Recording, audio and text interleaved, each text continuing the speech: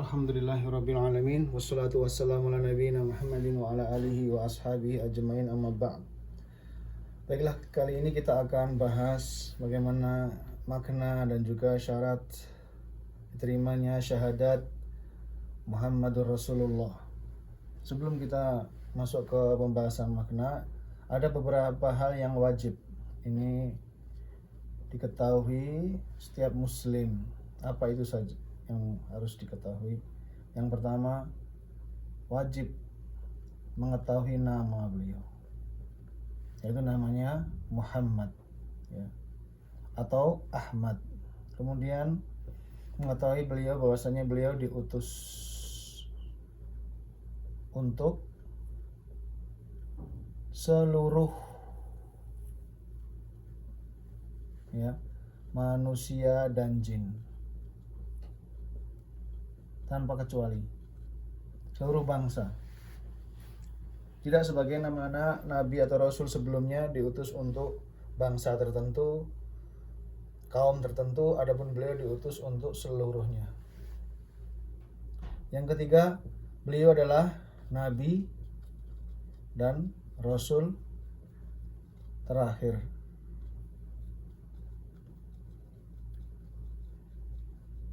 Yang tidak ada nabi dan rasul setelah beliau. Beliau adalah penutup. Berarti beliau adalah penutup seluruh nabi dan rasul. Yang keempat, beliau itu ada punya bukti ya, bahwasanya beliau rasul itu ada buktinya, atau dikatakan juga mukjizat yang menunjukkan beliau itu benar-benar diutus oleh Allah Subhanahu wa taala. Apa ini?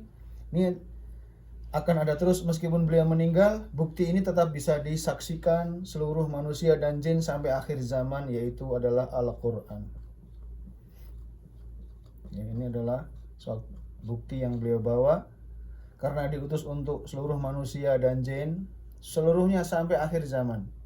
Sampai akhir zaman, maka bukti beliau ini tidak pernah hilang, selalu ada ini sampai akhir zaman. Ini bisa disaksikan seluruh manusia dan jin sampai akhir zaman.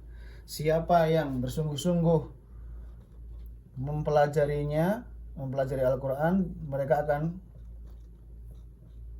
menemukan, mereka akan tahu, dan mereka akan yakin bahwasanya beliau adalah utusan Allah yang terakhir, nabi dan rasul yang terakhir, yang diutus untuk seluruh manusia dan jin. Nama beliau ini Muhammad.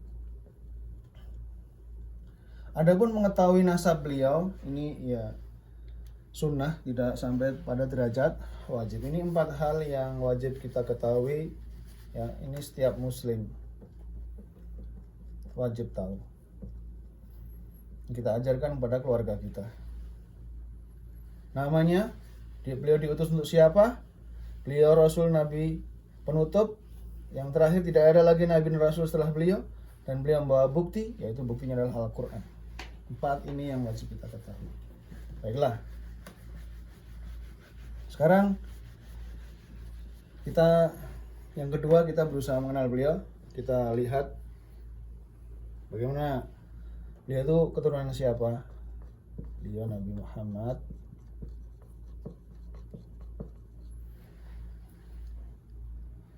ayah beliau Abdullah, bernama Abdullah. Walaupun ini tidak wajib, tapi kalau baik kalau setiap muslim itu tahu. Kemudian punya ayah, itu namanya Abdul Muthalib.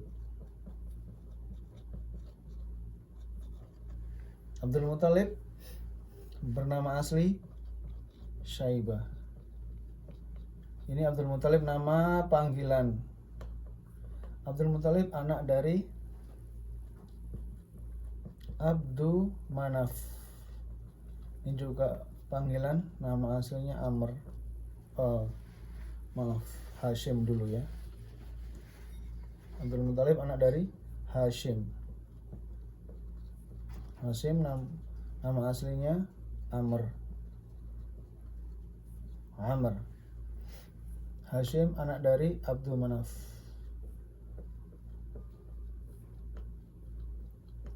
Nama aslinya Al-Mughirah. Ini punya ayah namanya Qusay.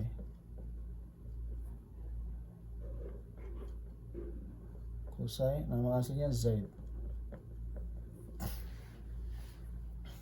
Qusay dari mana? Qusay punya ayah lagi namanya Kilab. Qusay bin Kilab. Kilab bin siapa?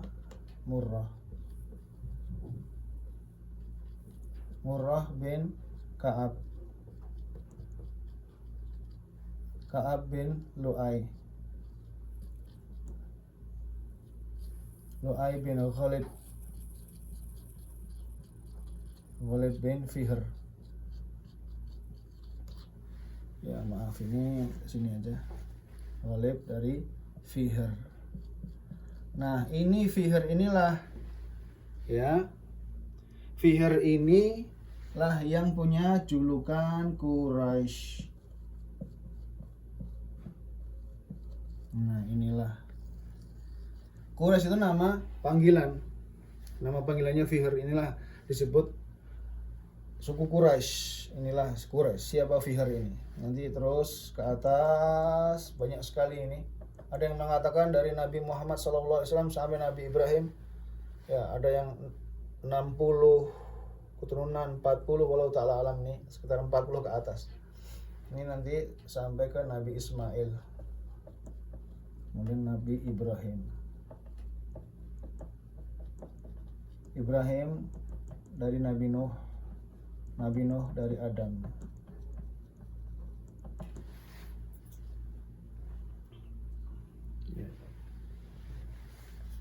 Ya ini sini aja. Ibrahim keturunan ke-10 dari Nuh. Nuh keturunan ke-10 dari Adam. Ya.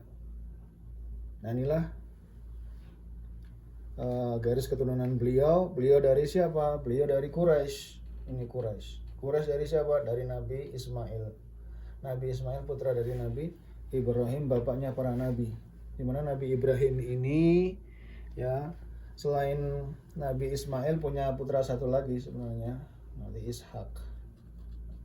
Ishak inilah yang menurunkan nanti Bani Israel.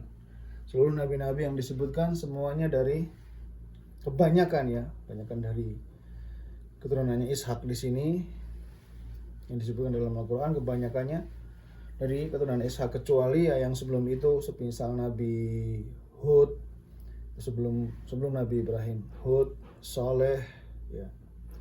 Kemudian juga yang semasa dengan Nabi Ibrahim, Nabi Lut. Ini yang kemudian juga Syuaib, itu yang bukan Bani Israel. Adapun yang selain itu Bani Israel kebanyakan. Dan di sini Nabi Muhammad SAW keturunan dari Nabi Ismail alaihissalam. Baiklah, sekarang kita lihat makna kalimat ini. Kalimat Muhammadur Rasulullah. Di sini maknanya secara umum, makna secara umum, makna secara khusus. Nah ini makna secara umum apa? Beliau bahwasanya beliau adalah hamba Allah, Abdullah, dia utusan Allah. Ya, beliau hamba Allah dan beliau adalah Rasul. Abduhu wa rasuluhu. Hamba Allah ini bermakna tidak boleh disembah. Tidak boleh menerima ibadah. Ini dari kata ini. Kemudian beliau adalah Rasul utusan, berarti beliau ini tidak boleh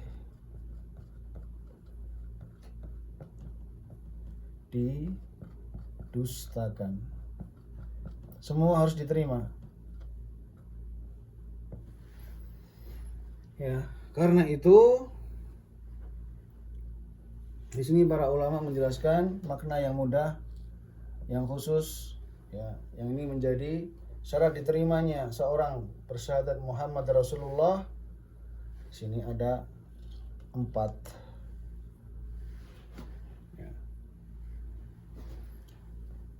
yaitu ta'atuhu fima amar.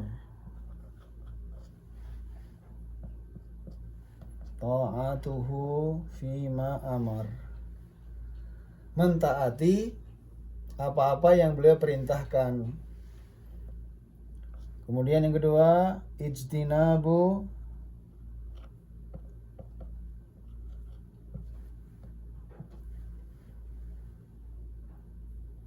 ma naha, ya, ma naha anhu wa zajar.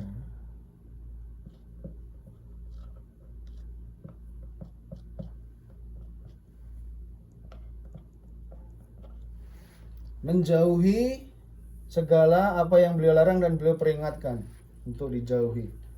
Yang beliau larang, yang beliau peringatkan harus dijauhi, ya.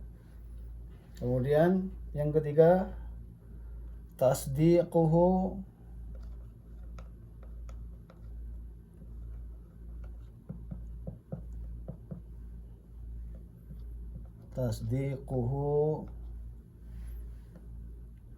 fima akhbar.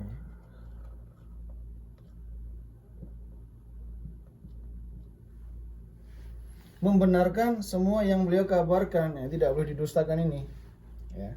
Tidak boleh didustakan. Semua yang beliau kabarkan, akhbar yang beliau kabarkan harus dibenarkan.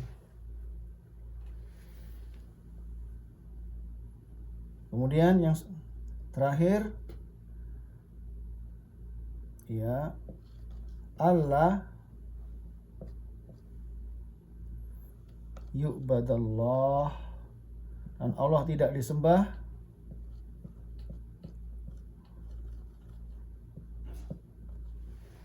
illa bima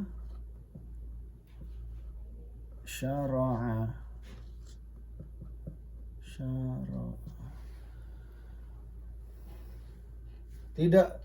Allah tidak disembah kecuali dengan apa-apa yang beliau syariatkan, yang beliau ajarkan, syariat yang beliau bawa. Ini, ya, 4 makna khusus. Ini yang ini juga ini adalah syarat diterimanya. Ini merupakan syarat, 4 syarat. Bercakup memaknai dengan makna yang benar, ini harus mencakup 4 syarat. Ini terpenuhi semuanya. 1, 2, 3, 4 ini syarat diterimanya pernyataan mengatakan Muhammad Rasulullah. Apa? Dia mentaati apa-apa yang beliau perintahkan, menjauhi yang beliau larang, membenarkan semua yang beliau kabarkan, tidak menyembah Allah, tidak beribadah kepada Allah kecuali dengan apa yang beliau ajarkan, ya. Cara berhaji harus seperti yang beliau ajarkan, cara sholat kita harus sebagaimana yang beliau ajarkan, ya. Misalnya kita haji, sholat, puasa, zakat, ya, zikir, doa, ini sesuai dengan yang beliau ajarkan. Tidak boleh seorang mengarang-arang sendiri. Inilah makna Muhammad Rasulullah, yang sekaligus inilah syarat diterimanya syahadat Muhammad Rasulullah. Karena nanti ada orang cuma omongannya aja, omongan doang aja, ya, mengatakan Muhammad Rasulullah tapi tidak terpenuhi, tidak mentaati beliau, tidak menjauhi larangan beliau, tidak membenarkan kabar beliau. Ya, ini seperti orang munafik saja. Ya, sebagaimana juga orang-orang Yahudi, mereka mengetahui itu Rasulullah, dia tahu. Tapi ini tidak, 4 syarat ini tidak terpenuhi pada diri mereka. Ya, ini penting sekali, ya, para jamaah sekalian. Sebagaimana juga sholat itu ada syaratnya, syarat sahnya sholat itu ada syarat sahnya. Haji juga ada syaratnya, Haji yang diterima itu bagaimana syaratnya? Sholat ini harus menutup aurat, harus sudah masuk waktunya, waktu harus masuk, harus auratnya ditutup misalnya, harus menghadap kiblat ya, dan sebagainya. Ini ada 9 syaratnya nanti. Insya Allah kita bahas kalau sudah 9 syarat sholat misalnya. Nah, demikian juga kalimat-kalimat ini. Rukun Islam yang pertama, la ilaha illallah Muhammad Rasulullah. Ini juga ada syarat-syaratnya. Kemarin sudah kita bahas syarat la ilaha illallah ada 8, kemudian di sini untuk Muhammad Rasulullah ada 4. Wallahu taala a'lam. Sallallahu alaihi wa ala alihi wa ashabihi wasallam.